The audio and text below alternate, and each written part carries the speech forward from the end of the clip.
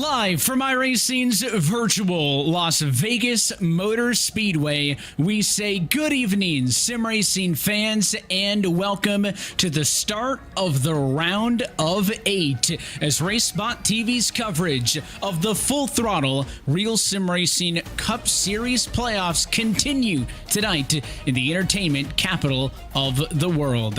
And as always, as we are on every Monday night, we're happy that you're with us here on RaceSpotTV. Alongside Dylan Coyle, my name is Evan Pasoko. And again, once upon a time, this battle started at about 50 names, Dylan, that were championship hopefuls. But in the last week, it went from 12 down to 8. Eliminations after the last race just a week ago at the Charlotte Motor Speedway Roval sent Thomas George, Sean Casto, Brandon Fetterplace, and Bradley Burke packing, and the remaining 8 get a reset, with the one exception of those round of 12 winners, Michael Araya and Agno Phillip, getting a little bit of a head start as they will start this round with 3 bonus points. You know, it's so interesting. I feel like whenever we talk about moving on from the round of 16 to the round of 12, the drivers we expect to be the last 12 remaining are there. But as we continue moving on to the round of 8 and then to the Championship 4, because of the rules with the Full Throttle RealSimRacing Cup Series, where you're only getting playoff points, aka points for wins, in the regular season to the round of 16, then only for the round of 12 from round of 16 wins, and then so on, being that Phillip and Lariah are the only ones that won in the round of 12 that moved on, obviously, to the round of 8. It makes it so easy for someone who you did not expect to be here, well, potentially get into the Championship 4. And all it takes is a win either here tonight in Las Vegas or at Homestead or Martinsville over the course of the next couple of weeks to win your way in. Of course, even if we were to have 3 different winners, there's always going to be a spot in on points. And we're down into the blue for this round of 8 to intermediate tracks. And then one of the most physical and messy races of the year at Martinsville. I do not want my championship hopes still up in the air as we head to the paperclip track. And I think it's worth noting how close these margins have been, Dylan. 2 points has been the elimination line difference for both the round of 16 and the round of 12. A 2-point difference between the last driver in and the first driver out, probably aided, to your point, by the fact that these drivers do not get those large points bonuses like you see in the NASCAR Cup Series. And I expect those tight margins to continue into this round as we are qualifying here in Vegas. Yeah, I totally expect those margins to stay that way, as you see the 30 machine of Mike Maddox making his first runs out there on track right now. And less than ideal hitting the wall. Yeah, not ideal at all. Not ideal that he has that Atlanta Braves scheme either. Go Phils. But the 94 of Agno Phillip, who has had some internet issues this season so far, especially in recent weeks. Well, he says they should be all good to go, hopefully. He's going to try and get a change petition if anyone wants to sign. So we'll see if Agno Phillip can have some improvement on those internet connection issues, because the bar, even though we're going to take out less and less cars as we go, Dylan, the bar is raised, right? I mean, round of 16 to round of 12, I just got to be a top 5 car, right? If I'm a top 5 car, I'm good. I'm going to be able to, probably get through to the round of 12. Then when we get to that point, all right, I need top 10s. I need to maybe rattle off a win or a podium or a top 5. And now, again, even though the field size is stated about that 20 number, so the percentage of playoff cars is not as, low as it is in the real world, the margin for error gets that much thinner. I don't think you can count on getting to the Championship 4 by top 10ing your way there. You're going to need race wins. You're going to need top 5s. And that's the standard. That's the minimum that it's going to take. Yeah, and hey, even top 5s might not be enough to get you all the way there. If we have 3 different winners that are currently in the playoffs, then there's only going to be 1 spot that's reserved for the top points getter outside of those winners. So it will be difficult no matter what, no matter who you are. You gotta run well, and if you have a chance to go for a win, maybe you play a little bit of aggression. And do my eyes deceive me, Evan, of who got the pole?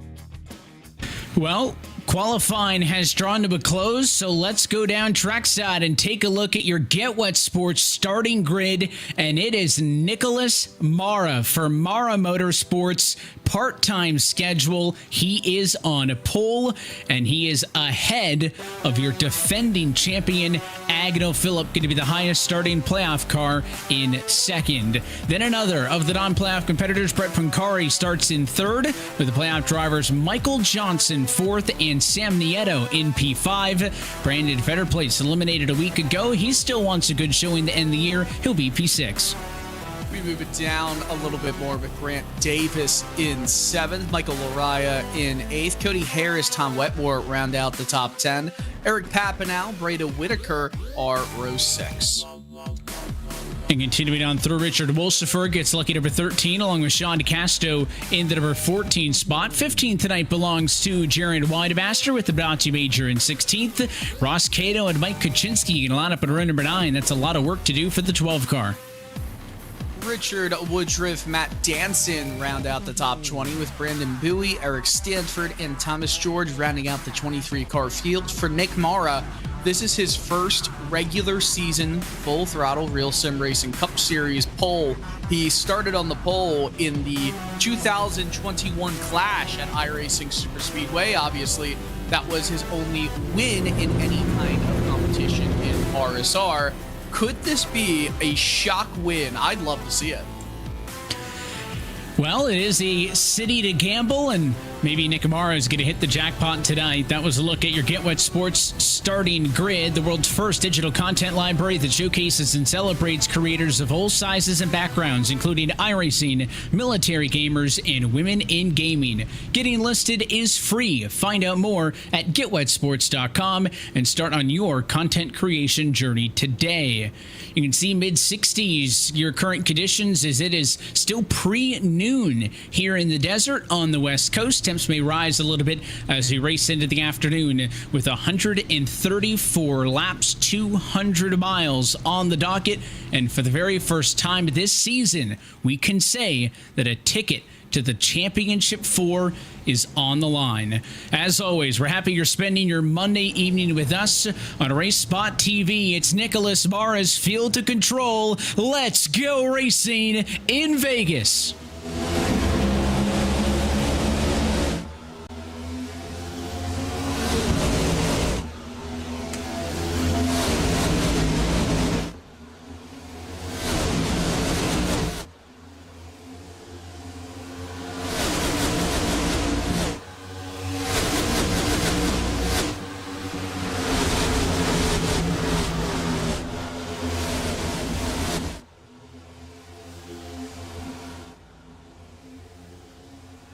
And still side by side at the end of lap number 1, but from the top side, Agno Phillip leads after the first mile and a half, and now Michael Johnson to the outside of Mara. They'll fight for second off at turn 2. There's a car Matt Danson did not grid up in time, so he's going to be at least one lap down once this field comes across to him. Not sure what happened right there. Might just have lost it, and we see the 27 machine as well slow. Richard Woodruff, what happened there? I saw a blue streak back of the shot down the Nellis straightaway, not going straight on the straightaway, and I'm guessing that was Woodruff.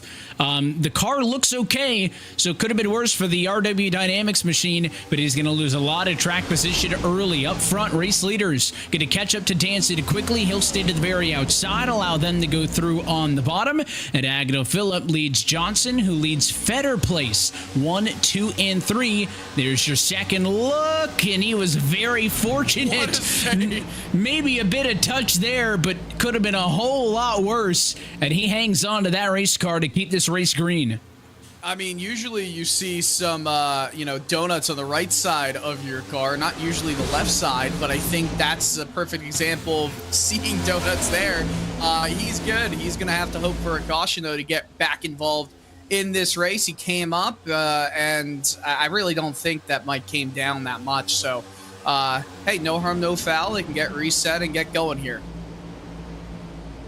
Of course, those drivers in the championship, you can identify them by the red markings on the windshields of their cars. You could also identify them by the red highlights on your scoring pylon, left-hand side of your screen as well. Of course, Philip Johnson, top 2 cars on track, the lead of those 2 playoff competitors. And, you know, Nicholas Mara, maybe a surprise pole position here tonight. However, not the first time we've seen speed out of the 40 car. Now, Nick will tell you where he is learning still is to translate that into that race pace. And I think Philip getting to the outside of him made the 40's life a whole lot more difficult. If Nick would have been able to get the clean air to start this race, probably would have been able to settle in, but instead he's been on the defensive since then, trying to flip the script though. Johnson cleared him a couple of laps ago. The 40 bringing the fight back to the Rich DPC Ford Mustang. He'll go to the outside in a battle for P2. Nick messaged me right after getting the pole, and he said, and I quote, "How?" So even he shocked himself by getting on pole position here for this race, and he's holding really, really strong. Obviously, he's been strong at tracks where drafting is a premium. This is not a super speedway by any sorts, but if you have to compare it to compare any kind of mile and a half to a drafting track, this would be one of those. It's very much a pack racing kind of hybrid, I guess you could say. In these Cup Series cars, if you're talking about Xfinity Series cars, maybe a little bit different. Mara's going to try and pack some air on the left rear of the 94 and go down the inside for the lead. He goes back down to the inside for the lead, and even though he was your pole sitter, he's yet to lead a lap tonight. Will it happen at the end of lap 8? No. Top side, still better for Philip, that time by 17 one-thousandths of a second. Now, Nick's going to deal with the bumps down on the inside line through turns 1 and 2, and it's going to allow the 94 of Agnew Philip to keep that speed up, rip it on the top side, and clear those bumps and, you know, those differences between 1 and 2 and 3 and 4. Dylan, we're talked about a lot over the course of this past race weekend. Now, this scan of this Las Vegas Motor Speedway, a couple of years older, so those bumps are not as bad as they are real world time now because they haven't aged over the course of 8-10 years like they have, but they're still definitely a factor these drivers have to keep attention to. Yeah, definitely, and those were so prevalent in what any drivers were talking about, getting their setups right, trying to just deal with the difficulties of Las Vegas Motor Speedway. It's definitely in the coming years going to drop some miles per hour off of their top speeds through the corners, which I always think worn out surfaces make for some great racing, and you see this racing in the midfield, I guess you could say. Cody Harris is running 11th. That's not what he needs to be running if he wants a chance at this championship fight in Phoenix. He's got some work to do. Second lowest, actually the lowest, I should say, of all the drivers in the playoffs right now. And again, P11 is not bad when you got a 22-car field, right? He's in the top half of the field, but that margin for error and the expectations is no longer top 10s. It's top 5s. And that's how almost the top 10 run has him in dead last position as they run on the racetrack. That's Benazzi Major down on the inside. He's going to deal with the battle for 16th. While up the road, Nick Mara going to try again, and this time he'll find his way to the outside of Agnew Philip and clear. New race leader at the Las Vegas Motor Speedway. It is Nicholas Mara ahead of Agnew Philip after lap 12.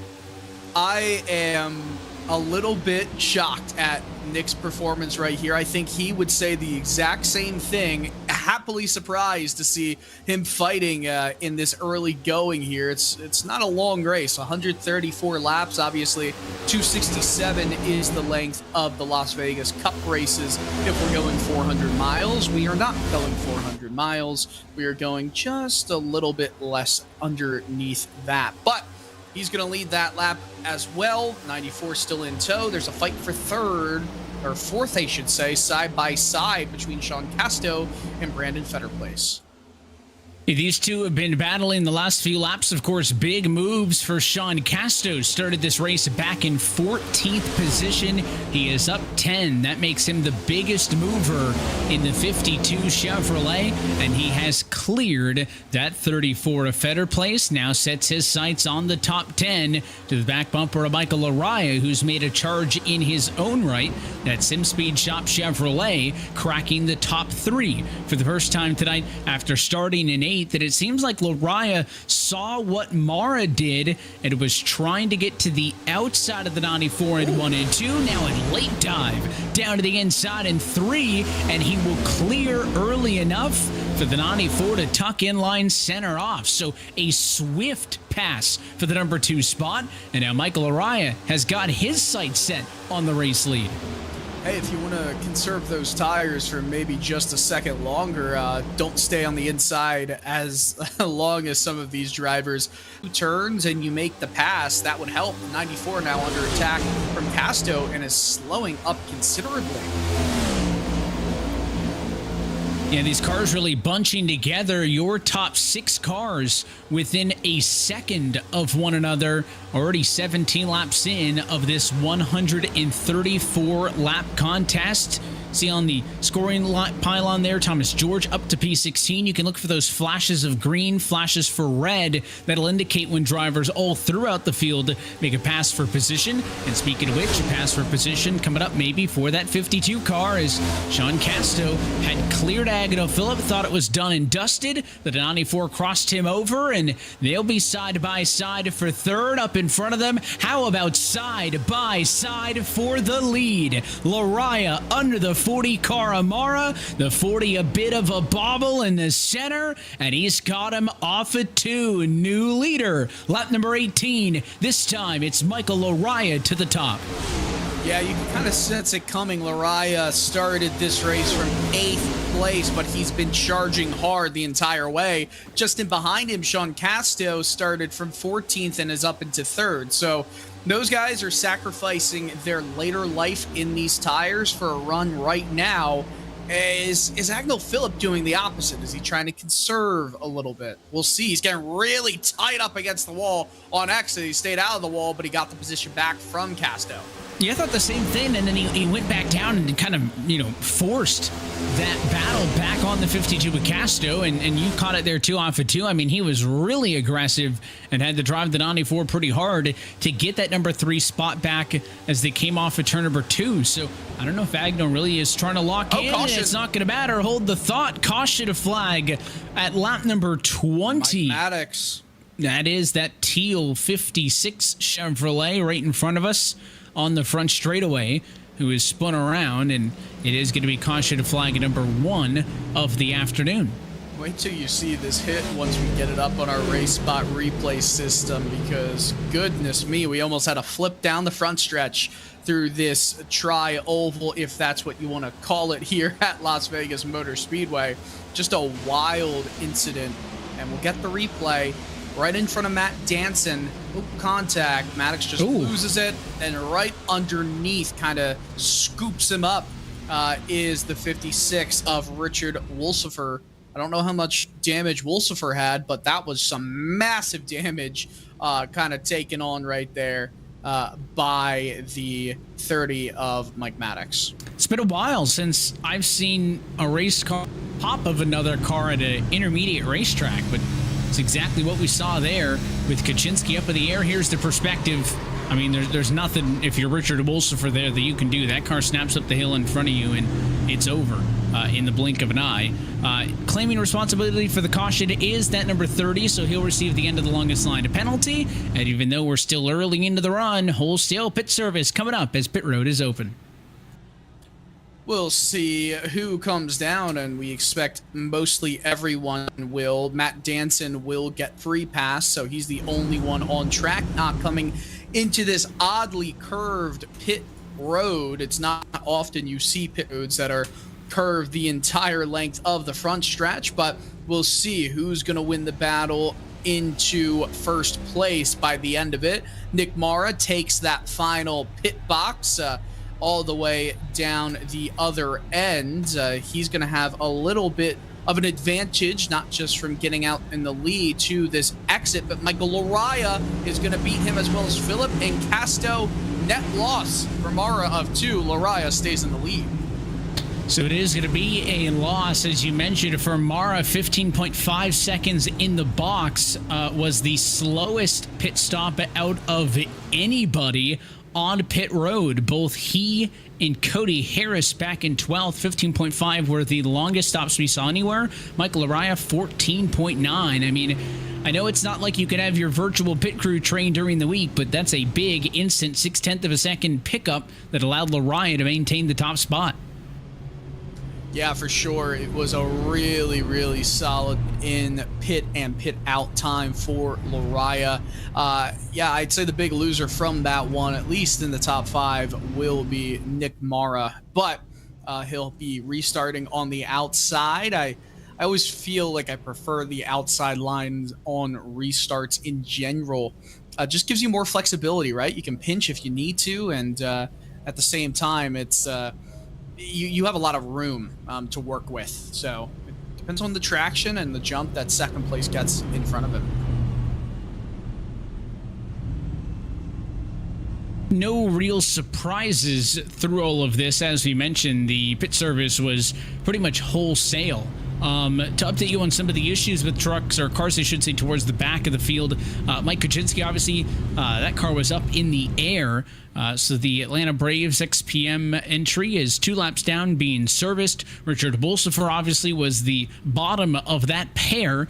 He has front end damage on his Stints-built Chevy. He's back down pit road for repairs, but is doing so in increments, trying to stay on the lead lap in this race. And then the big takeaway, Matt Danson. Of course, we've talked, Dylan, about the storyline for Danson, right? Trying to compete for that long-lost RSR Full Throttle Cup Championship, but suspended after a race at Bristol Motor Speedway and disqualified from that Bristol race, which saw him eliminated in the round of 16. Gone for Texas, gone for Talladega. Made his first start since then at the Charlotte Roval last week and cooked him. I mean, dominated at the Charlotte Roval. And Danson's point in victory lane was, you know, hey, we might be out of the championship, but I want to race these like I'm still in it. Make a point that, hey, you know, if that didn't happen, I'm a championship caliber driver. And of course, he was off of the lead lap early in this race, but with that yellow, he's back on the lead lap. So as we get set for this restart, that 38 car is going to be fun to watch coming from the rear, I think. You know, we were talking about it last week too, and you and I were talking about it after that ruling got handed down from the review board. And I mean, yeah, you really can't look at any penalties or decisions like that with the intent for storylines. Now, whether or not specific sports leagues do that, that's up for debate. But here, we're not doing that. I would say that if that was even a thought in the penalty ruling, then you know what would have provided the best drama. It would have been he still stays in, but he loses out the next 2 rounds and has to win at the Roval to advance. That would have been good drama, but unfortunately for Matt, the DQ took him out, and this is kind of he's reaping in what he sows, or whatever that saying is. Well, it almost ended up like that anyways. I think the elimination margin, Danson was only out by 8 points, and that's how Brandon Fetterplace was able to make it in. Fetterplace almost made it out of the round of 12 after getting that rebirth. Pace car off it in, though. This is a heavy front row. Lariah, Phillip, big championship hitters side by side. The green flag back in the air. Fantastic start for Lariah, as Phillip will tuck in line behind him P2, and it's going to be side by side from third on back. I'd say less of a fantastic start for Lariah, more of a horrible start for Casto, and that allows Phillip to just storm away with Michael Lariah. Now they're side-by-side high-speed pace lap on that restart lap right here. Mara gets a little bit squirrely up the track, but he clears the 52, who is really slow, gets a bump from Fetterplace down the front stretch. A little bit of shove drafting as they top 190 miles an hour into turn number 1.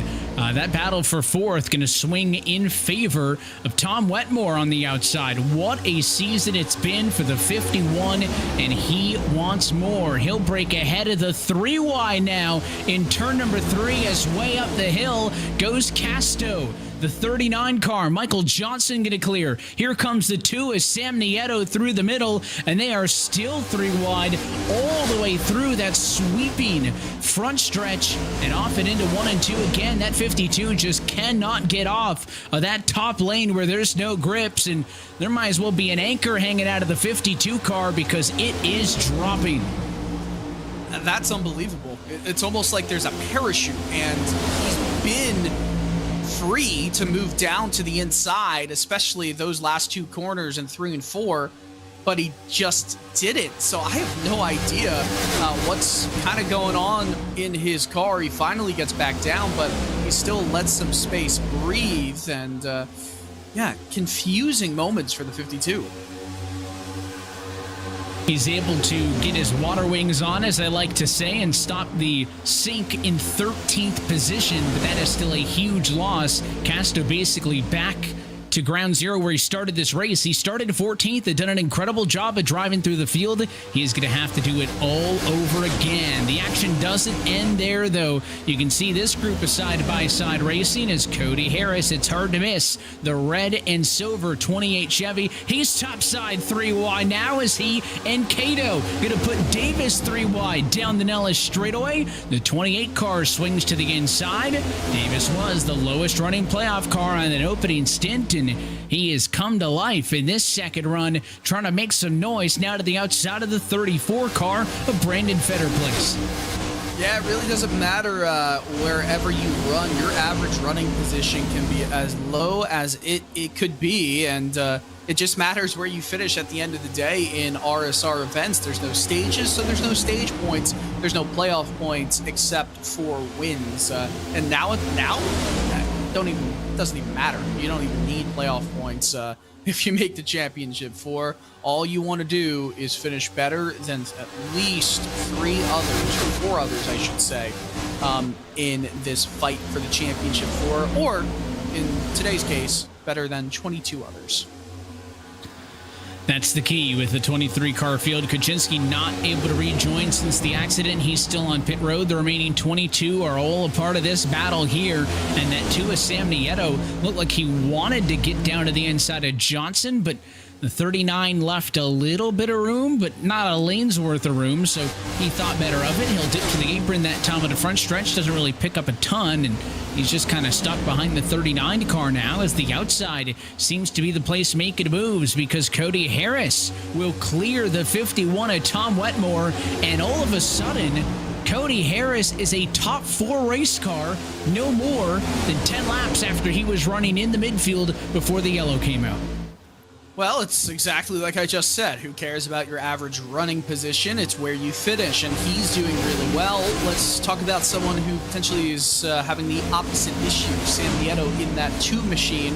He's been up and down the order. He started this race in 5th.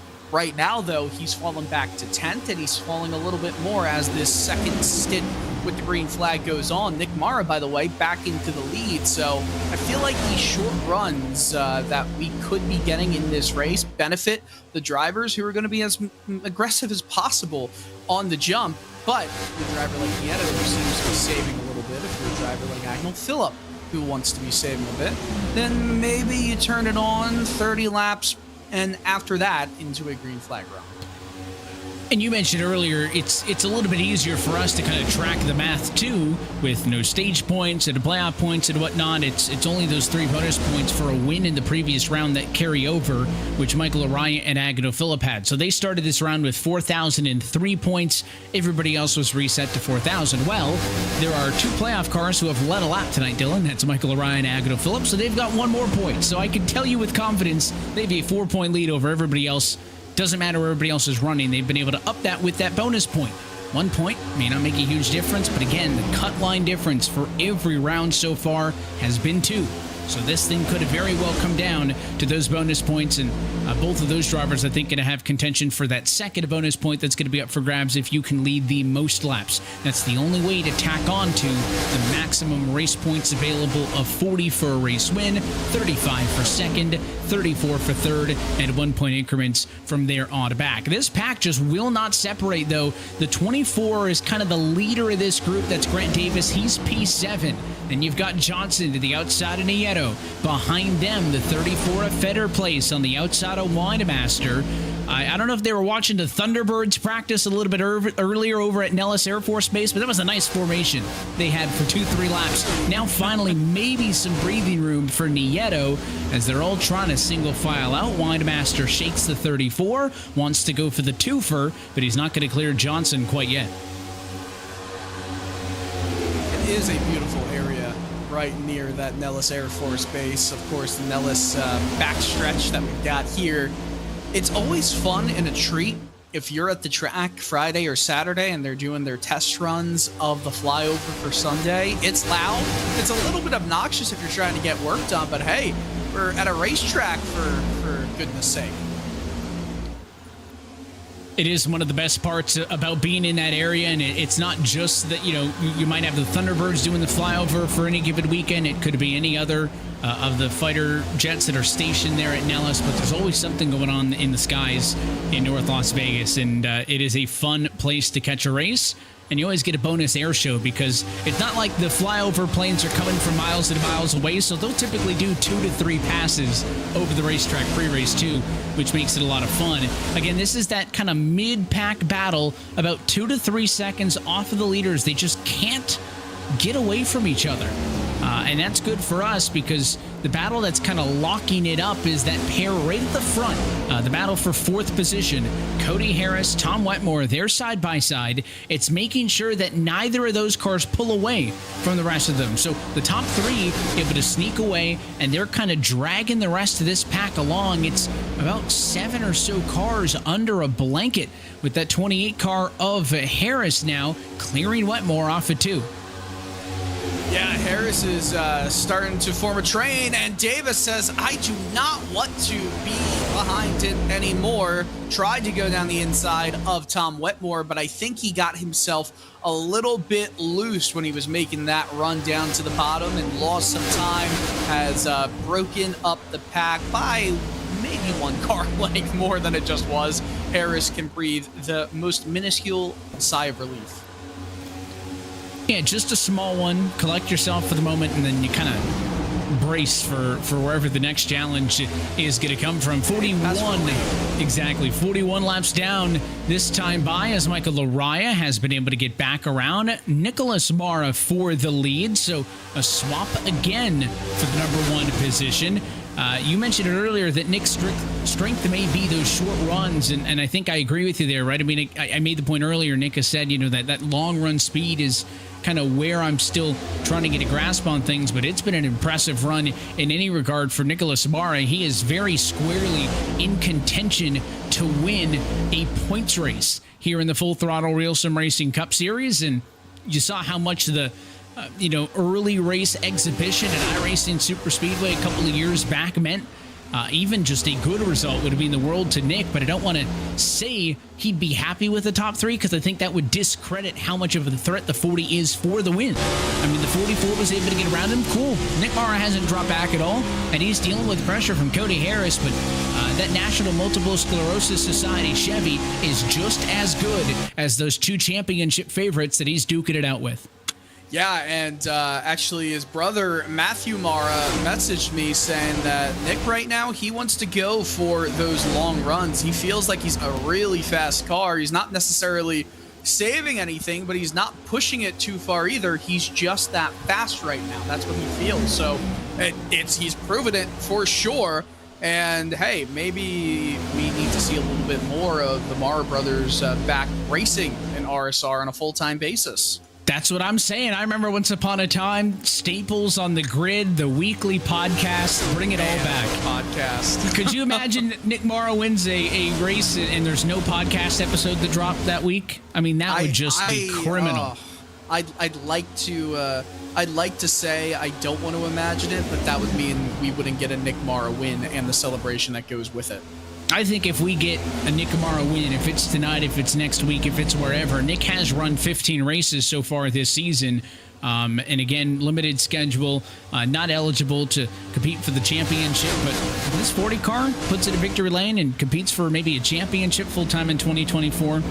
I better get a podcast if he's in victory lane. Right now, he's got a front row seat of this battle. They've both led a lap tonight, but they are now fighting for not only the win, but who can lead the most laps led as well for an extra bonus point. And on the bottom, Agno Phillip made that one look pretty easy, and it is race leader for the 94 of Agno Phillip.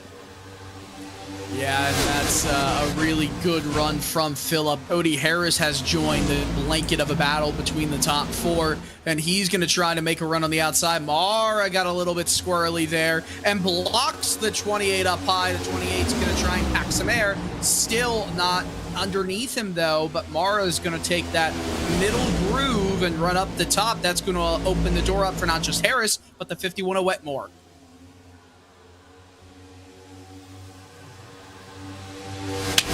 Was a 3-car battle for the lead has turned into this. 6 cars within a second of the race leaders, and Cody Harris spearheads the effort as Mara trickles all the way down to P5, pretty much the lowest we've seen that car all race long. So Harris jumps to 3rd. It is now Wetmore up to 4th. Again, 2 cars that have been very impressive, and Michael Araya not having a good time because his mirror is full of red. The 28 car looks high, can't find a spot there, and off to 1 and 2, the 44 is just going to park it right in the middle, going to make it as inconvenient as possible for Cody Harris to try to find a lane up top. The 28 feels that arrow push a little bit, washes up a bit, now slices back down underneath, and he'll try the inside in turn 3, looking for second spot. Can the 44 stay there? No. Clear for second is Cody Harris, and Lariah will squeeze between the 28 and the 51 to sit P3 for now.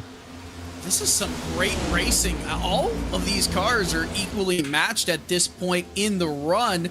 And mind you, it has been quite a while since we had that caution that came out at the end of lap 20. And I mean, this has been a almost 30 lap green flag run, obviously more like 25, 26. These tires are going to start to wear, and I think you're going to see kind of a changeover of who's fast and who's not. Look at this, 1, 2, 3, 4, 5, 6, 7 cars up in this fight right now. This is intriguing. It's interesting we talk about saving and trying to conserve. I mean, so many cars spread out, and then so many cars kind of clump back together. And we mentioned maybe wanting Danson fly through the field. He's been picking away side by side back there with Fetter Place just in front right here. The 19 of Stanford side by side with the 6 car up top. That's Thomas George, who's going to get a push from Sean Casta.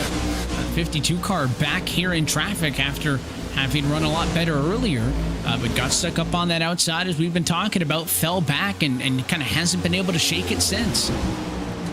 Yeah, has not really been able to shake it whatsoever.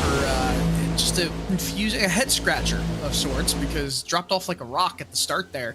But we continue to watch this battle, and I mean, Phillip, is he saving, or is he at full speed? I don't know if any of these drivers have been saving it, except for maybe Sam Nieto, who we talked about a little earlier in this run, might have been dropping back to save specifically for that reason. Will the long game or will the blitz be the call to win here in the desert? The 44 Lariah now wanting to take back second. No more than a handful of laps after that 28 of Cody Harris took it away from him. Harris has the preferred line. The 44 is going to get squeezed to the bottom. The 28 car kind of rides that first seam, sticking the 44 down in the bumps. He weathers it well. With the progressive banking, though, that this racetrack was converted to after that renovation in 2006, though, makes it tricky to get runs off of 2 on the bottom. Now, 3 and 4 unwinds a lot earlier, headed into the D-shaped front stretch, and makes the bottom a little bit more viable, but top side's where I want to be through 2, and it is what allowed Harris to defend the last lap. Let's see if he can do it again here. Now that he's clear, though, he'll dip to the bottom and still have the ability right there to swing it out wide as O'Brien kind of has to hit the reset button, try to tuck in line, gain some speed, and try it again.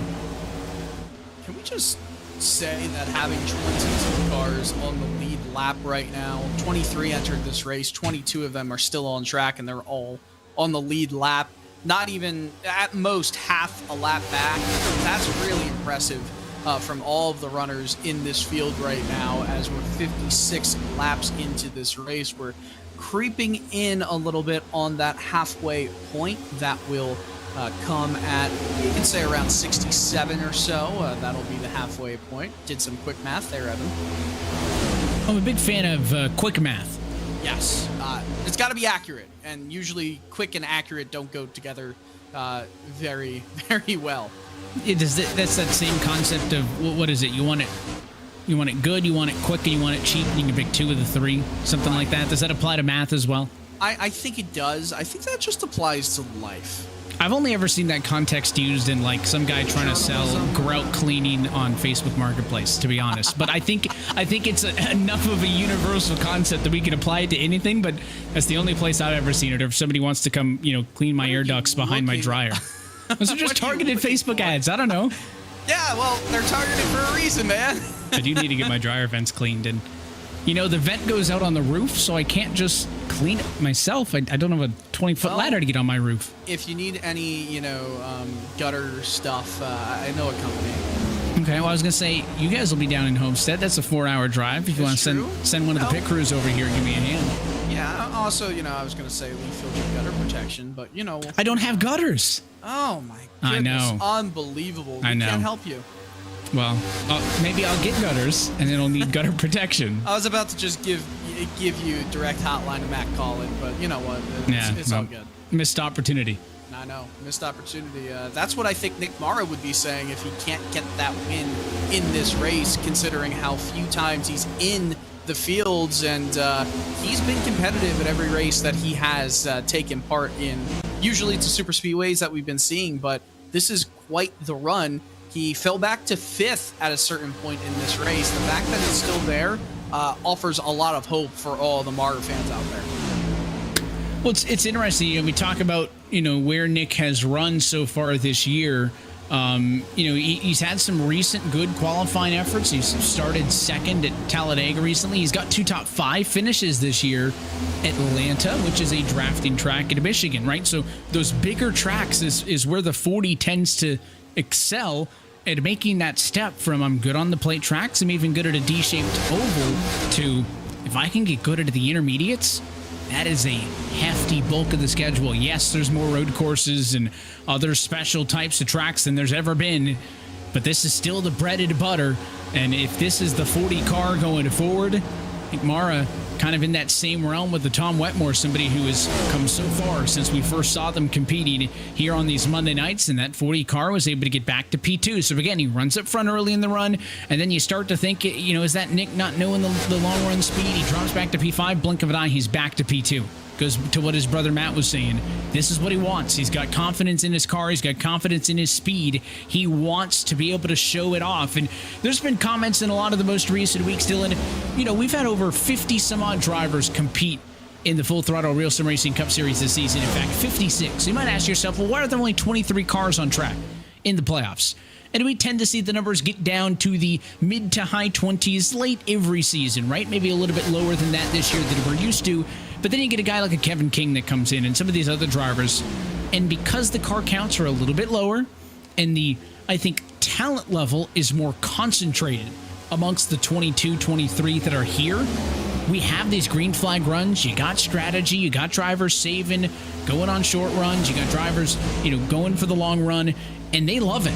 I mean, it's been some of the most competitive and exciting racing we've seen all year. 23 cars versus 56.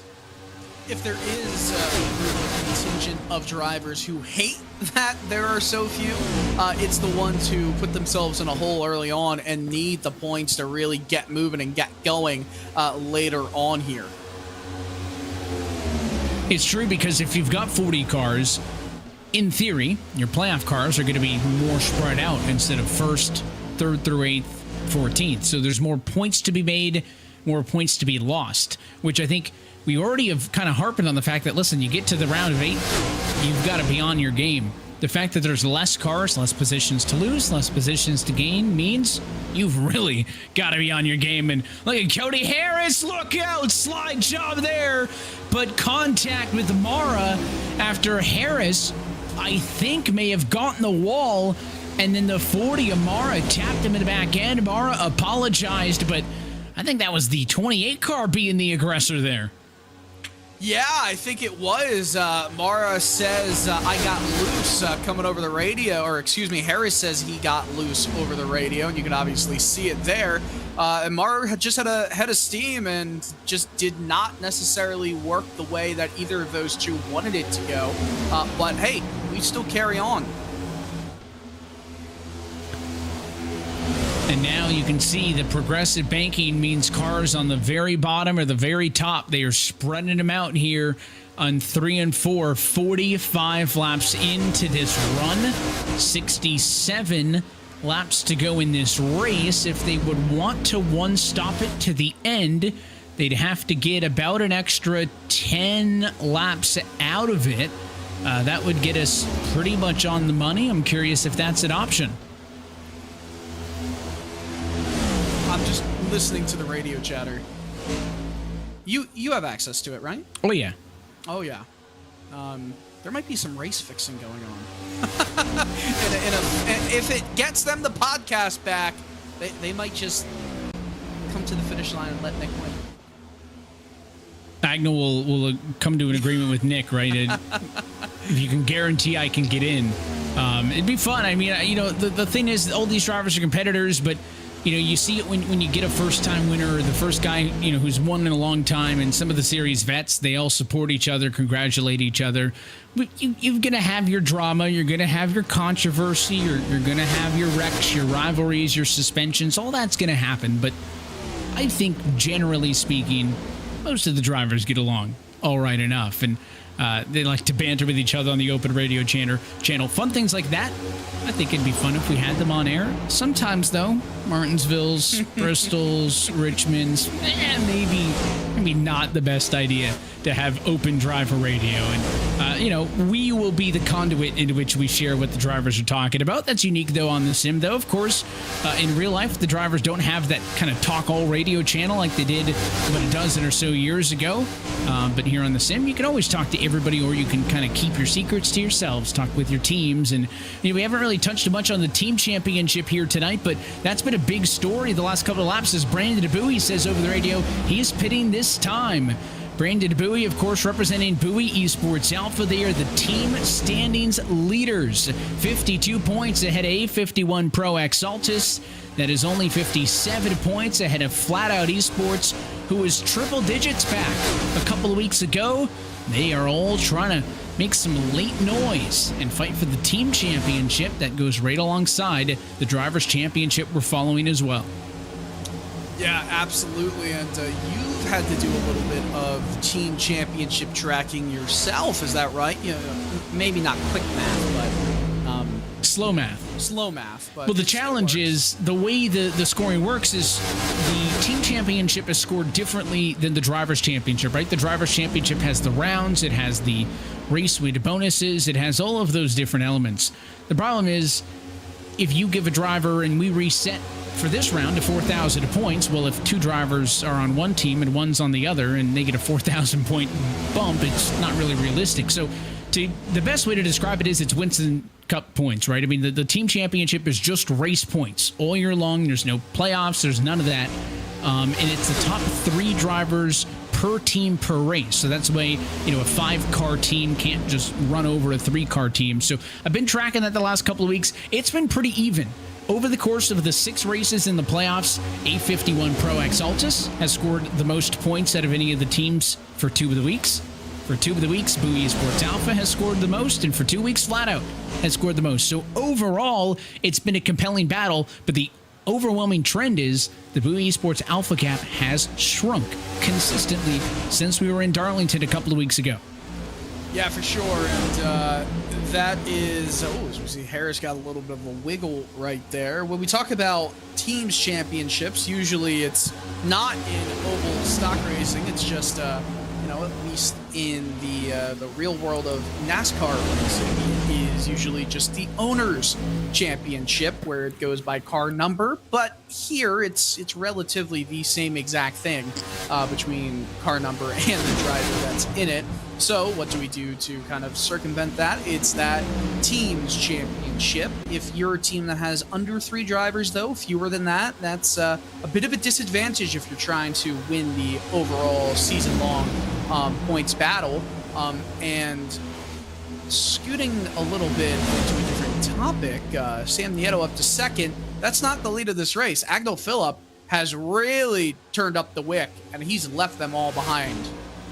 Here we did see, I mentioned Brandon Bowie was going to pit. He did so. It did not kick off a big wave, though. He's the only car who has come down pit road since the last yellow. He's on his own. I think he's going to be good to go to the end of the race, though. 58 laps to go in the race, 54 laps since we last pitted. They're going to be able to one-stop it, so he's going for the short pit. He's pitting now, getting away from this pack and kind of the battles we've been following, trying to put down hot laps now and get track position. Now, Harris is going to come in now. He also, I think, wants to get away from that pack, right?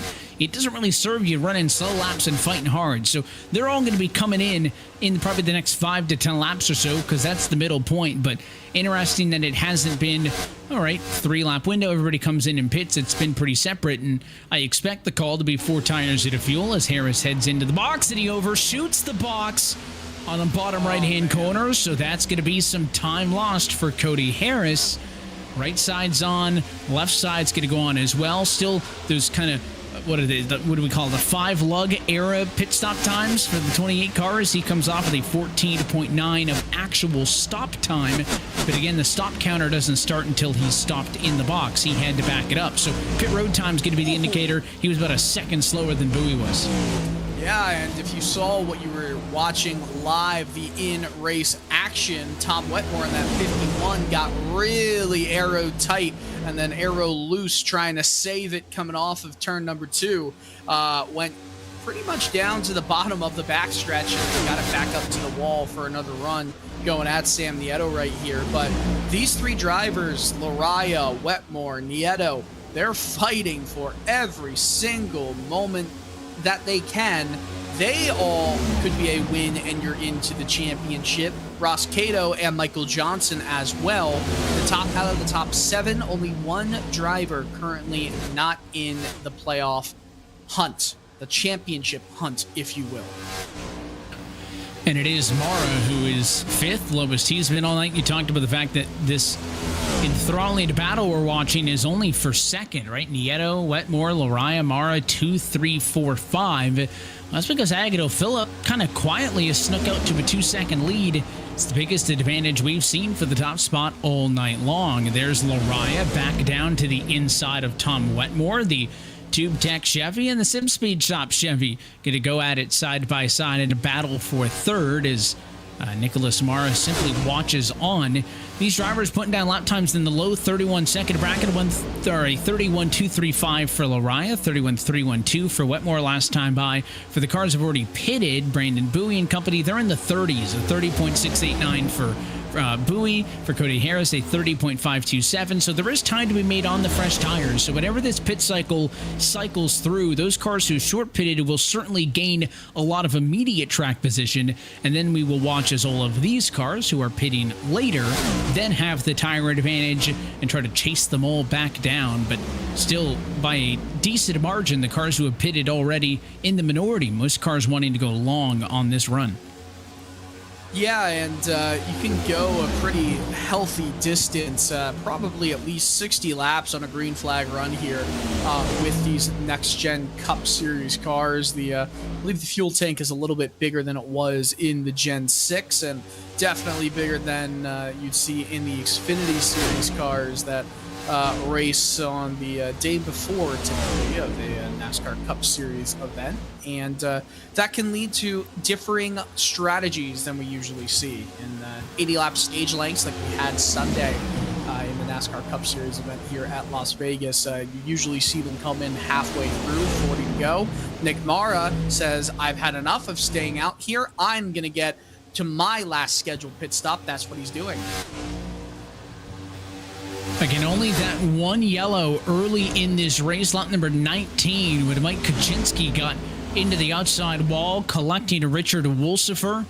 That has been it thus far. Kaczynski, the only driver to retire from this race in 23rd. 22 other cars still active, and there is Mara on to pit road. He goes all the way down to pit stall number 1, and it is clean into the box. The radio channels lighten up, though, as we got more drivers coming to pit road here shortly. They will not include your race leader, Agnew Phillip. He's off in turns 1 and 2. But we've got Wetmore, George, Stanford, and more on pit road as they come down this time. Yeah, this is the moment we start to see everyone come in. So where will this slot Nick Mara out, who had the 1 lap undercut on most of these drivers, as everyone from the leaders goes into the pits at the same time? The leader of this race now on track is Matt Danson. He has yet to come down into the pits. Could he have something to say about this race by the time it's over? He'll cash a bonus point for leading a lap.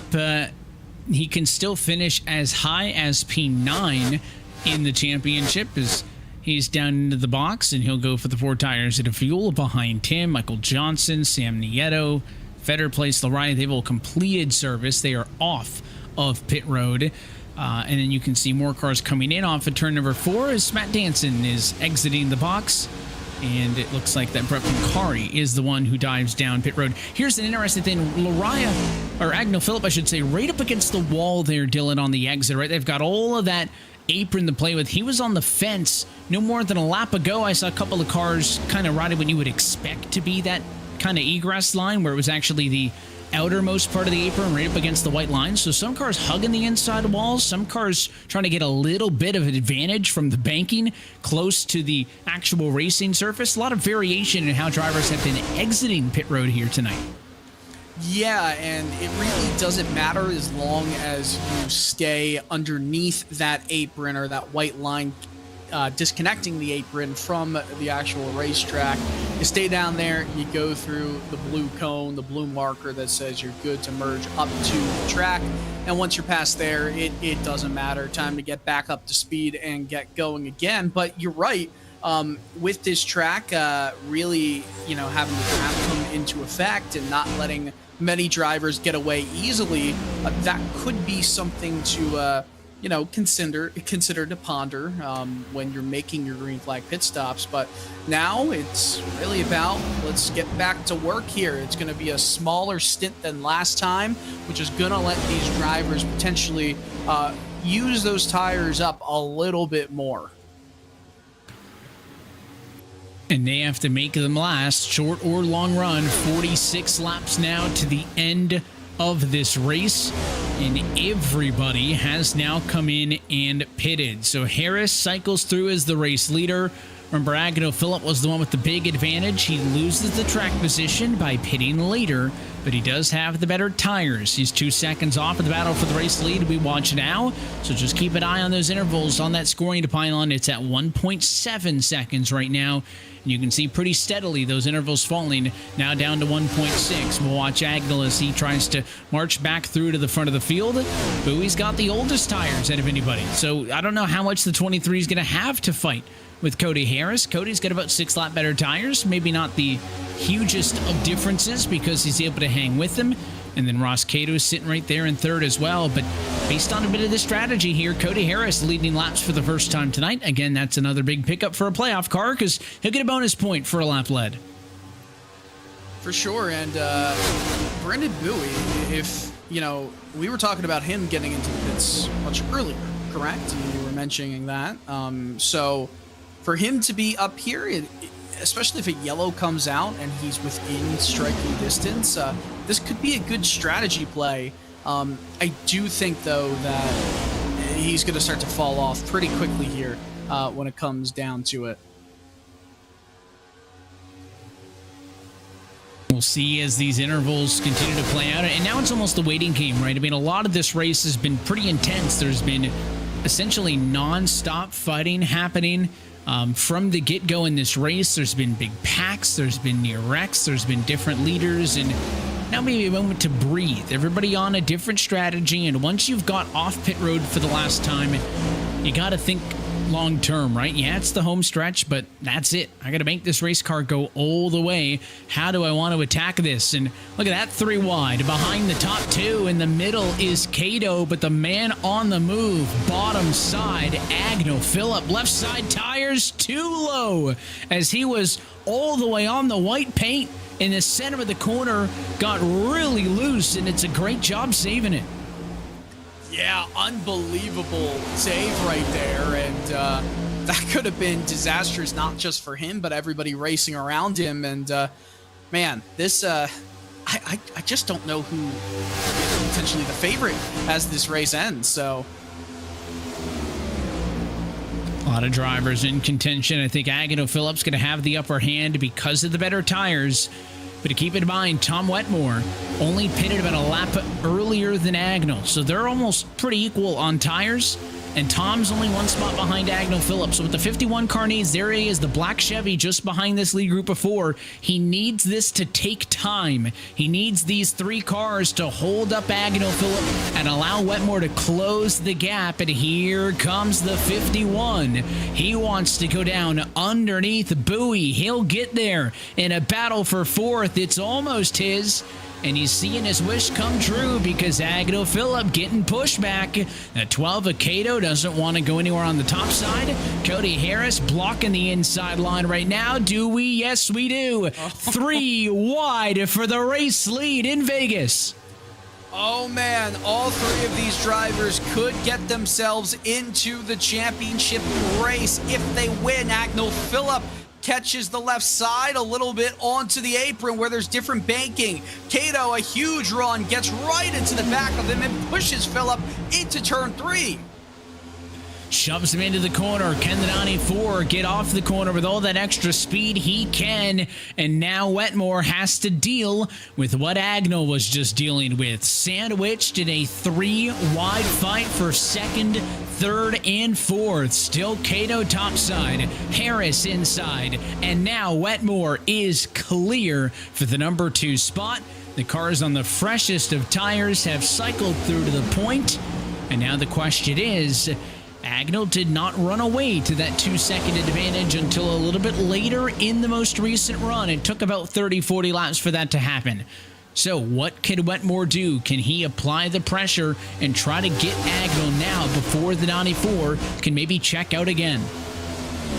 Yeah, and the 94 car, I don't know if it's going to be as easy for Phillip to check out this time, considering that everyone was fighting very, very aggressively for 2nd place, and you had a few different characters all competing for that. It's a little bit different now, and we'll see if that is the case as it continues. Phillip is not able to scoot away from Wetmore right now. Unable to get away at the moment as they're pretty equidistant. 1st, 2nd, and 3rd battling to continue behind because Nicholas Morris, somebody else who is on the move. Skosh better tires than some of the cars around him, has been making some passes. Right now trying to get around the 52. A Casto who is way up and in the marbles again, but will stay in the gas and stay side by side. Nice driving there from the 52 to not do what happened to him earlier in this race by dropping it back up top. That time he recovered it. He'll lose the spot tomorrow, but 52 is still in this battle. Yeah, 52 is certainly in this battle. The question is, will Casto fall off like we saw at the restart, the only restart we've had in this race? It's not looking like that, so his speed is showing again, which again brings me back to the head scratcher that was that 10-plus position loss in the opening laps after we went back to green flag racing around lap 30. Mara making a move down the inside of Cody Harris, who is struggling a bit, but Mara gets really tight. Harris responds by going up near the wall a bit more. He's going to go up against the outside wall, and The battle is on once more. Mara looks high side. Harris defending to bottom. He'll come up to try to shut the door. Almost into the wall there goes Nicholas Mara. He really wants to get to the outside of Harris. The inside was wide open. Now Harris catches a bit of a fence hit there on the entry to turn number 1. And I think Mara's going to get it this time. He's got the run. No, though. The 28 blocks again. Nick Mara only wants the top side. He's not interested in going under the 28. I mean, it's racing. You don't want to let a guy go by you. But I feel like Harris is racing very aggressively right now for P4 when Mara seems to be a little bit quicker at this point in time. Does it make sense to, almost pick your battle a little bit more? He slides up again in front of the 40. Oh, now he's going down the inside. Back down now to the inside. He's going to take what's given to him. This is the battle for 4th and 5th. Got a little bit tight, though. Maybe that's why he doesn't want to be bottom, is he feels like that race car is just a little bit too tight to do so. The second he got down there, he just got stuck. Yeah, and, Harris, to his defense, is putting up a good defense right now, but how much of that is because he's starting to get a little bit aggressive with the blocks? And what all of this fighting has done is it has allowed the top 3 to separate pretty significantly.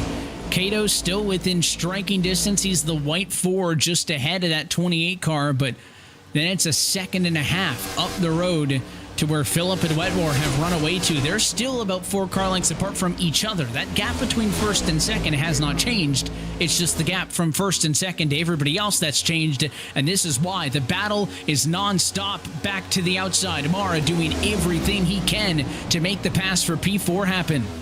And I think at this point, if Mara can stick to his outside, he gets the position. But he got it really loose, though, at the corner of 3 and 4. And now Lariah's going to have a great run going here. And he just can't get it to stick that time of the entry, although the 44 blocked in now as Cody Harris slides up, shuts the door once more, and Lariah going to try to do what Mara has been unable to do, and that is complete the pass on the inside of the racetrack. But again, he gets a little stuck. That 28's just comfortable in the middle. I mean, it's going to have to take a whale of a corner to get by Harris because that car doesn't budge when it's just right dead center on the racetrack. Yeah, and I feel like Cato is starting to fall a little bit back into the clutches of this group fighting. If I'm Cody Harris, I almost feel like that fighting with Mara and the mirror watching, the mirror driving has hurt him a little bit. Instead of being able to go after Cato and not be passed by Lariah, would it have been a better play to just not fight as aggressively, which again is hard to say, right? This is a race. This is the closing laps of a race to see who makes it into the championship 4, but just big picture, was it smart? We'll have to keep seeing. He's struggling with that race car right now. I keep scanning the field to see, is any trouble looming around a corner? But so far, it's just kind of what you're looking at here. It's the best action on track. It's the most risky racing on the racetrack as well, as now Sam Nieto has entered the chat. He'll go by Harris on the bottom, and everybody able to clear the 28 eventually, but that 40 car. Yep, and that is an aggressively frustrating thing to have to deal with if you are in that 40 car. You just can't get a great run down at the bottom. Maybe now he will, but Harris still is clear of him. Isn't that the most frustrating thing when you are trying so hard to get by one driver, but you just can't get by? They have the spot that your car just works the best in, which in this case is Mara just can't get on the outside down a backstretch. But everybody else, well, just blew by on the inside. It blew by on the bottom, and again, that goes to show you, yes, it's a fixed setup series. Yes, everybody has an identically prepared race car, but the way you drive it, maybe the way that you have driven the tires and you know, kind of what tire wear you're dealing with, but I think mainly just comes down to driving style for each guy. cars can all be the same. They're not all going to act the same in similar situations, and it goes to show maybe why Nick was trying so hard to get to the outside of Harris is because he just can't do it on the bottom. And you know, Michael Araya, the 44, was able to do it. He's up to third and is checking out. That could easily have been Mara in the 40 car, and you wonder, you know, at what point does he start to get a little bit frustrated? But to Cody Harris's credit, Cody Harris has zero incentive to let the 40 by. The 40 is not fighting for a championship, and he is. In front of them, the late charge from Nieto continues as he'll get underneath the Fast Forward Esports Ford Ross Cato. They both twitched basically the entirety of turns 1 and 2, but didn't seem to get out of the throttle at all. Stay side by side. Can the 2-car clear center off? Yes, he can. And Ross Cato now in the 12, slipping to P5. Gives Sam Nieto the 4th spot.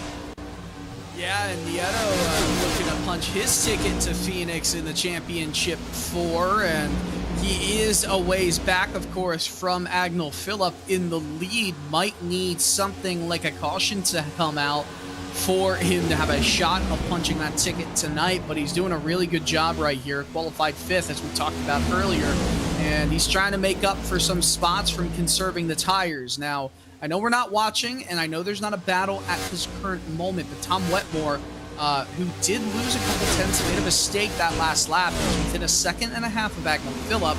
Wetmore, 52 starts, has 1 win in the series over the course of his lifetime. That came this year at North Wilkesboro, but of course that was in the All-Star race. Could this be a way to punch his ticket? Could you imagine? I'd say that would be a surprise, but Wetmore has been surprising everyone this entire season. He really has been. It's not the first time that we've been surprised by Tom Wetmore. I don't think it's going to be the last time either. And again, he would really, I think, have enjoyed to be able to stick with Agnel Phillip in his most recent run and fight against him for the race win. Tom Wetmore, one of a surprisingly high number of cars, 5 drivers still in these playoffs without a race win. Cody Harris has got 1, Agnel's got 5, Laraya's got 2, but no wins for Cato, for Davis, for Johnson, for Nieto, for Wetmore. I mean, a lot of these drivers have gotten to this point by pointsing their way through the season and through these playoffs thus far. And listen, Tom wants to get the win. Cato wants to get the win. No surprise that any of these drivers do, but P2 for Tom Wetmore would be a really good result if this can hold. Now, because, again, they don't get all those playoff points and they start all even, minus those few bonus points for a win, Dylan. When you've got playoff cars 1, 2, 3, 4, 5, 6, 8, man, you can be P2 and you're not gaining a lot of ground. So it's better than being 8th, but man, it's going to be so tough for these drivers to differentiate themselves from each other when they run so close together up front.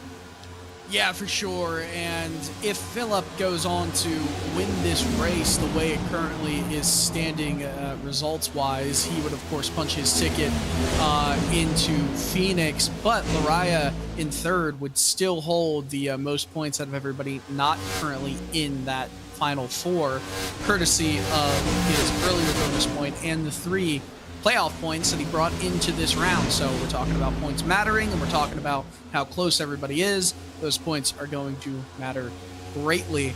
I know we've been paying attention to this battle right here for the large part of this final stint in the race, but 2 drivers that one we've mentioned dropping off and one who hasn't had the best performance today. Sean Casto and Grant Davis. Sean, we thought would be coming back up. He had some speed at the start of this stint after pit stops, but once again, he's fallen off a little bit. Currently runs in position number 10. Grant Davis is probably, to me, the driver who stands to lose most out of how this race has gone so far. He would be last going out of this race in that playoff standings, in the look to the playoff to make the final round, and man, that would just not be the way he wants to start here at Vegas. And you know what you and I haven't done yet, Evan? We haven't done any Vegas puns. Well, I got one out of the way early. Did you? The Roadhouse guys caught it on Twitter. So I've got one, but also my idea of Vegas is very different than everybody else's, right? Like, I'll take you to Roberto's, or, you know, we'll go do some local things. I'll go to the Strip once in a while. I guess it's kind of weird saying Vegas is my former hometown track now. The closest track to me is Daytona, though. It's a pretty good home track. Yeah, that is wild. I know you're not planning to come to Miami this coming weekend, but unfortunately, no. Unbelievable. Daytona next year, though. Daytona. Okay. I'll be there at Daytona with you, bud. We'll have a good time. You know who's trying to have an even better time right now? Michael Araya. Squeezed his way down to the inside of Tom Wetmore. This is probably the same point in the run like last time where we saw Phillip separate himself, and he's now 3 seconds ahead of Wetmore. Wetmore has trailed off. Laraya was able to do what Mara wasn't, and that was make the quick pass on Harris, get ahead of that group, and has kind of led the charge up to the 51, and it's kind of the battle for the best of the rest. The fight for second with Laraya on the apron, Wetmore on the racing surface. 12 laps to go in Vegas. With just 12 laps to go, it feels like this race has been flying by. Only the one caution so far. Wetmore has fallen into the clutches of Laraya, who's still down the inside. Sam Nieto is right behind Laraya, trying to make the moves happen as well. Where does he follow? Wetmore with a wiggle off of 4. Nieto and Laraya with the run down the inside, but Wetmore kind of recovered. He did a good job of bouncing it back, and listen, I said P2 is going to be a good result for him, but it's going to be hard to differentiate yourself. This is important. Again, this championship and who makes it to Phoenix is no doubt going to be a single-digit affair. And Tom Wetmore is looking at 35 points. If he can finish here in second, he's got no laps led. That's race points for P2. There are 2 drivers who want to kick him down to maybe 34 race points, maybe 33 race points. And if he drops back there, Harris could close in, Cato could close in. Wetmore does not want to lose those spots anymore than how much that 44 wants to earn him. And they were on each other's door that time off of 2. They've been side by side for about 3 laps in a row now. Nobody giving an inch. And Sam Nieto, unless he's going to force a 3 wide, can't do anything but watch. The 44 got tight there, and maybe a small reprieve for Wetmore. But the 2 car going to give the 44 a shot. And just like that, Laraya's right back in it. He'll look topside now.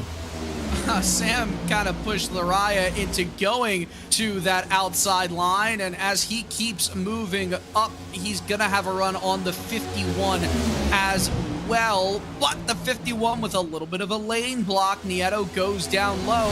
This hurts Laraya. It's not good for the 44 as he kind of washes out on the top side there at turn 3. And Sam Nieto was helping the 44 last time by the start-finish line. This time he's bringing the challenge to him. That's the battle for third on track, but Nieto would love for it to be a 2-for-1, trying to clear the 44 while pulling alongside the 51, and now it's a role reversal. This time it's Laraya helping Wetmore, shoves him into the corner, but maybe a bit too much of a push. The 51 can't get his feet underneath him, and Sam Nieto clears for P2. Wetmore challenges right back to the outside. Yeah, Sam just tried to take 2 in 1 corner, but because he slid all the way up, the 51 was in that higher lane, had the run, couldn't take advantage of it down the front stretch. Nieto slides up in front. The 51, I think, has one more shot right here to try and go down the inside, but decides to stay on the outside, go into the wake of the 2. The 44 will try and slide in front of the 51, does exactly that. Puts the block on him. He is now trying to fight for third. If you're Laraya, do you try to focus on getting back to Nieto, or do you focus on defense for if Tom Wetmore could mount to come back? If not, it's going to be very easy to follow that the top 4 in this race will be the top 4 in the championship. Laraya, Phillip both started with those 3 extra bonus points as they run. Phillip would be in to the championship 4. Laraya would be second in points, although Nieto is going to outscore him by 1 as they run. Laraya's got a bonus point for lap led. He has the 3 bonus points, so he'd be up on 3 over Nieto in third. Wetmore would be 4th with a 1-point margin. Cody Harris is a top 5 race car, and right now, Dylan, tentative tentatively, he's in the red in the live standings. Yeah, tentatively for sure. And it's wild how if you're in a position, for example, if you're Cody Harris and you're running 5th in this race, you said top 5 gets in. You know what? Famous last words. Top 4 gets you in. Well, actually, repeat that because our 16 Xfinity team with Chandler Smith, we finished 4th in the race. Race win gets you in. That's the only thing I can promise. Take it or leave it. I'll take it. I'll give you the numbers with my pre-Martinsville statistician stuff going on. Looking forward to it in the Discord. Yeah, you'll get it. One car comes down to pit road. Richard Wolsifer, 50-lap run, is going to come down to pit road. I don't think it's a fuel issue. He's 2 laps down, so it's not going to cost any position. The concern is, if it's a high number, is that going to cause issues for others? We know that everybody's going to be able to go the distance. I don't think it has an effect on anybody else. Up front, though, 2 laps to go for Agnew Phillip, 3.4 seconds ahead. The battle is going to be for the final step of the podium. Nieto second, Lariah third. Who stands where? They'll go side by side in 2, but the 2 better off of 2 as Sam Nieto's playing defense. Well, the 44 is going to hope he's better off of 4 on this penultimate lap, and a little bit of a wiggle you saw. And a little bit too high there. Second time Lariah's been caught a little bit high side off of 3. The white flag is in the air. We're going to go 200 miles with only 1 yellow and a massive green flag run to the end of this race. Agnew Phillip, 3.3 seconds ahead of this battle. Lariah's into the outside wall. Small kiss that time with the right rear quarter panel. Can't make up the ground off the Nellis straightaway. And off of turn 4, the defending champ is going back to Phoenix. Agnew Phillip wins at Las Vegas, locks into the championship 4, Nieto 2, Lariah 3, and Wetmore 4 are the top playoff finishers in this round of 8 opener. Matt Danson comes across the line in 7th and only had to start from, 1 lap down from pit lane, missed the grid.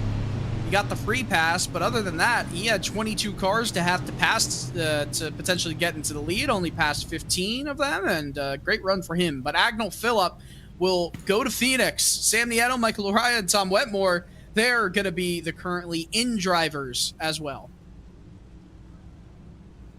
Agnew Phillip with some celebrating to do as he celebrates race win number 6 of the season, breaks the tie he had with Kevin King coming into tonight's race.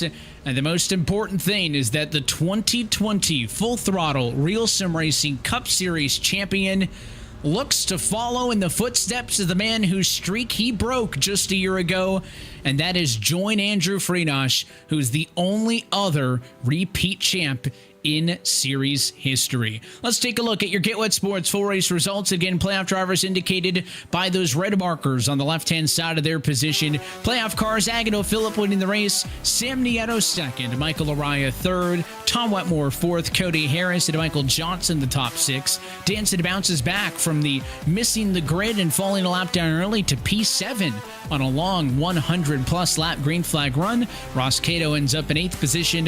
What it could have been for Nick Amara, but he struggled late to make a pass and couldn't bounce back. It's still a solid P9 for him, and Sean Casto rounds out your top 10.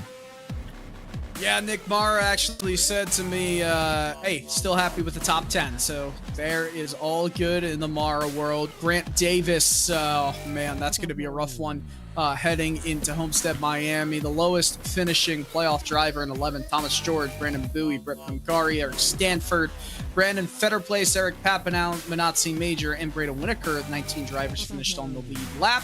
Richard Woodruff, 1 lap down. I'll just take the next 3. Wolsifer, Master, and Mike Maddox, your 23 finishers.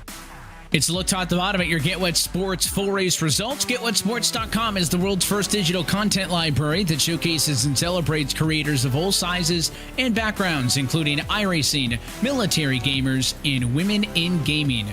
Getting listed is free. Find out more at GetWetSports.com and start on your content creation journey today.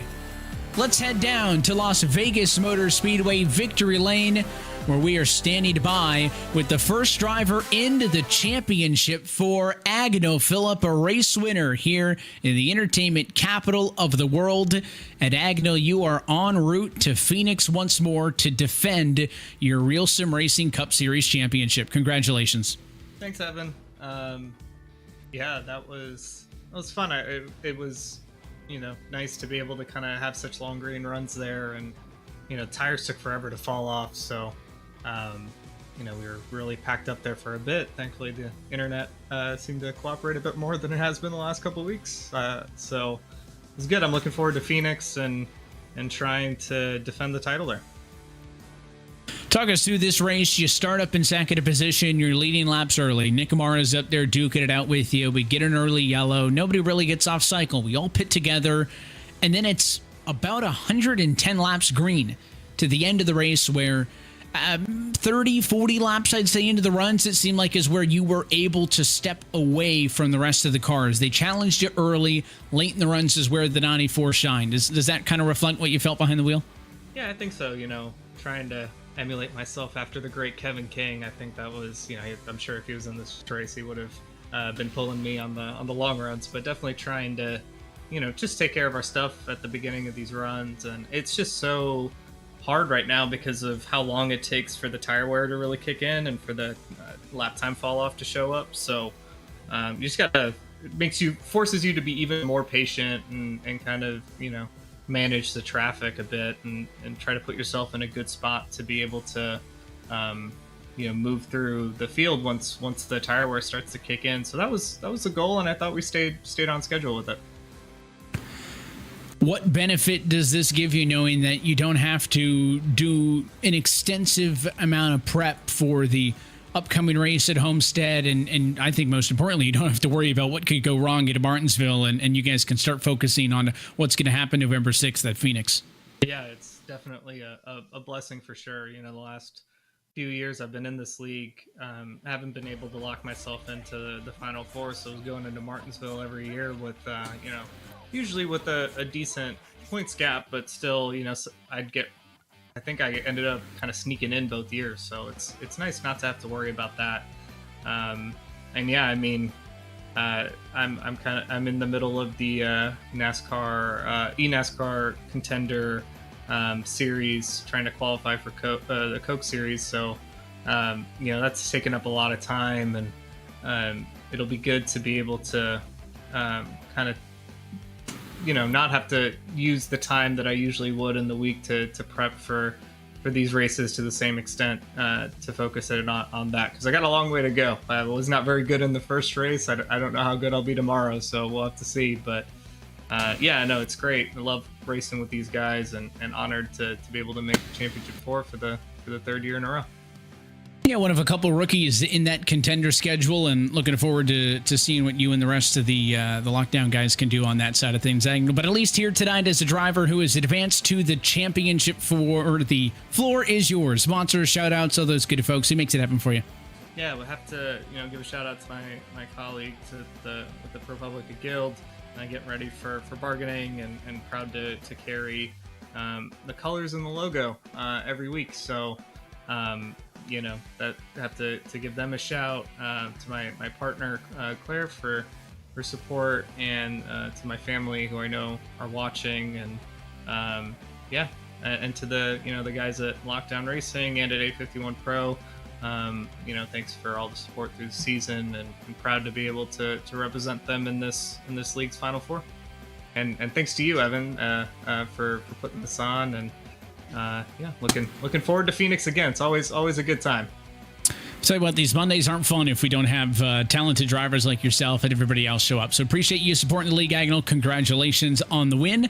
We'll see you between now and then, but the big thing is we're looking forward to seeing what you got at Phoenix. Appreciate it, Evan. Thank you. He's your race winner tonight in Las Vegas. The champ is back to the championship for Agno Phillip. Looks to go 2 in a row come November.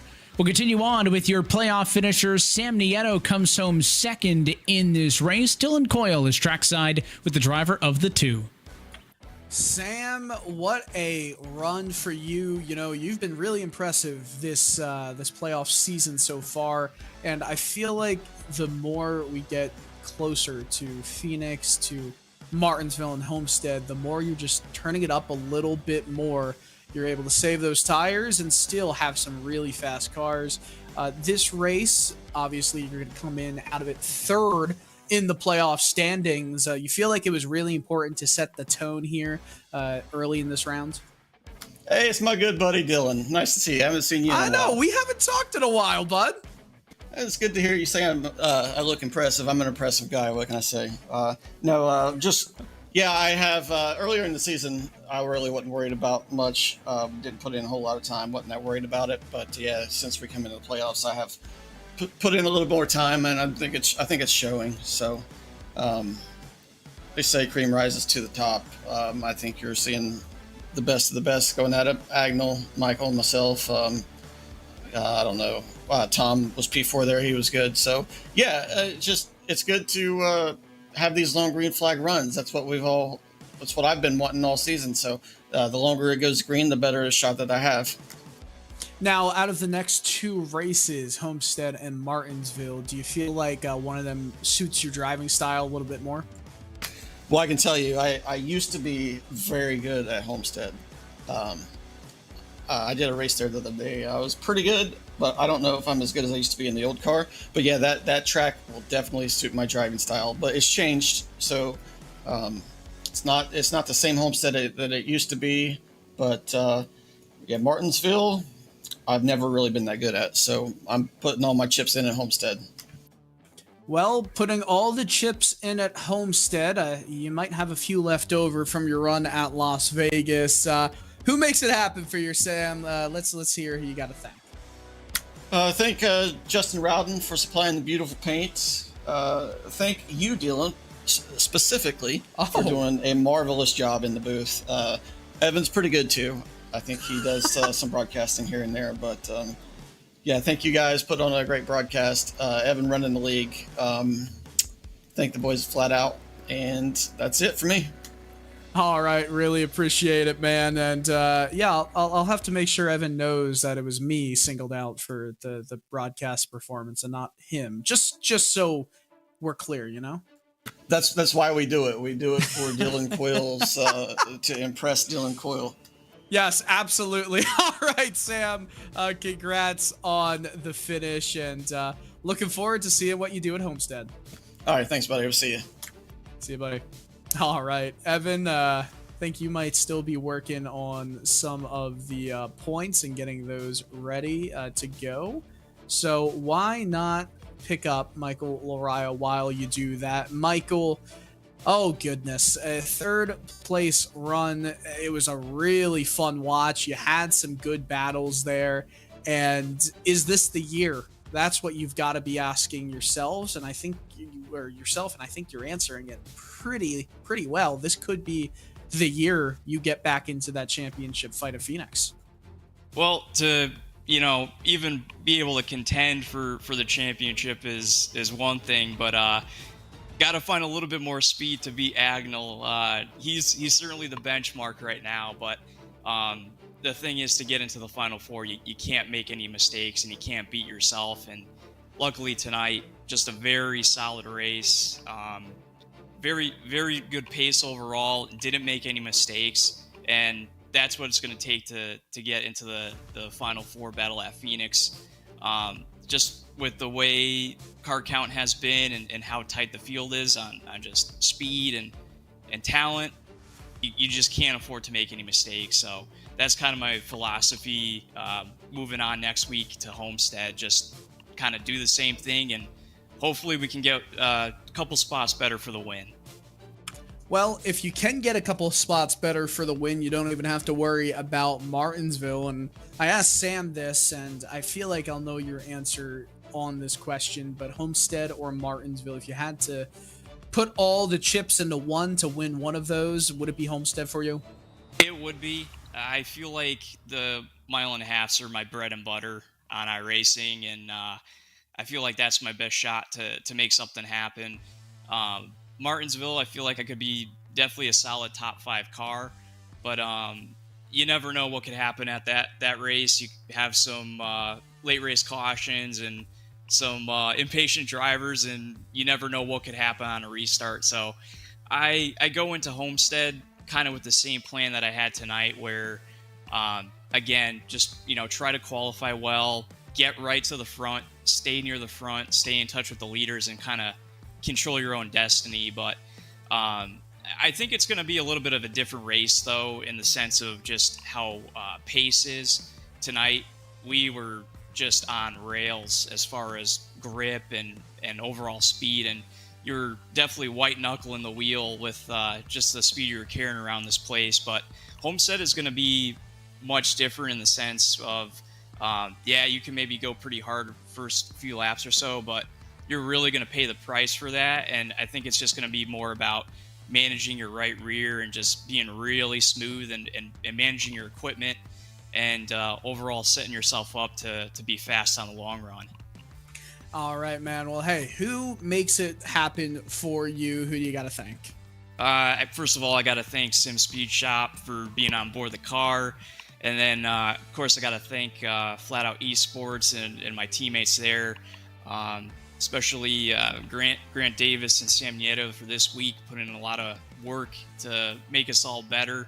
It was definitely fun battling my teammate Sam there at the end, and both came out of here with a really good points night. So overall, just happy where we're at as a team and excited to move forward.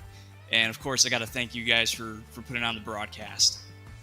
Not a problem at all. It's drivers and drives like your own that make it exciting for us to talk about. So congrats on the podium finish, man. And hey, maybe we'll see you in Phoenix once again competing for a championship.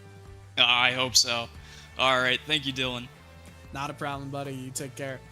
Evan, it's always a pleasure to talk with that trio. I feel like we talk to Agnell a lot, though. Yeah. So, talking to Sam, talking to Michael, who we've heard a lot more of recently, is fun. And I feel like they're all going to say the same thing. Martinsville is a little bit of a roll of the dice. And no, that's not a Vegas-centric pun, but it really is what I feel like all these drivers are thinking. Anything can happen there. We need to find some descriptor word for Martinsville that starts with an S, because you've heard of the Sunday scaries, but these are the Martinsville scaries, right? I mean, that short track. Short track scaries. Yeah, that perfect. Short track scaries is what is on everybody's mind. And Homestead is a dynamic, a fun, a challenging racetrack that's going to bring its own challenges. But nobody wants to go into Martinsville with their fate undecided. And the problem is car count, concentration, and gaps. That's not likely. Here's a look at the championship standings. Agnell Phillip is locked into the championship 4, but look at this. Michael Araya, 5 above the cut line. Sam Nieto, 2. Cody Harris, 0. He is in by 0. He is the benchmark at 40.33. Then Wetmore, -0. The only difference between them would be a tiebreak, which, funny enough, Wetmore, just checking it now, 4th in this race. Harris finishing 5th. The tiebreak would go to Wetmore because that would eventually go to best finish in the round. But they are tied for the final transfer spot. Johnson, -2. Cato, -3. And the worst of all, the biggest offender, Grant Davis, only -6. Plenty of time to make up that gap, but those are razor-thin margins in terms of this driver championship. And that's not all. You want to talk about numbers, Dylan? The team championship is even closer. The 851 Pro Altus group got the best result tonight, scoring 102 points.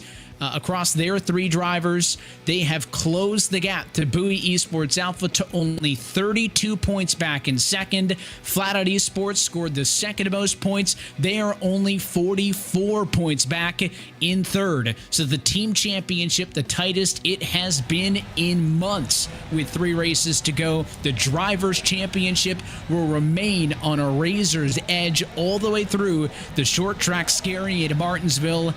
If you're not tuning in on Monday nights, I don't know what you're doing, because it is going to be a barn burner of a round of 8.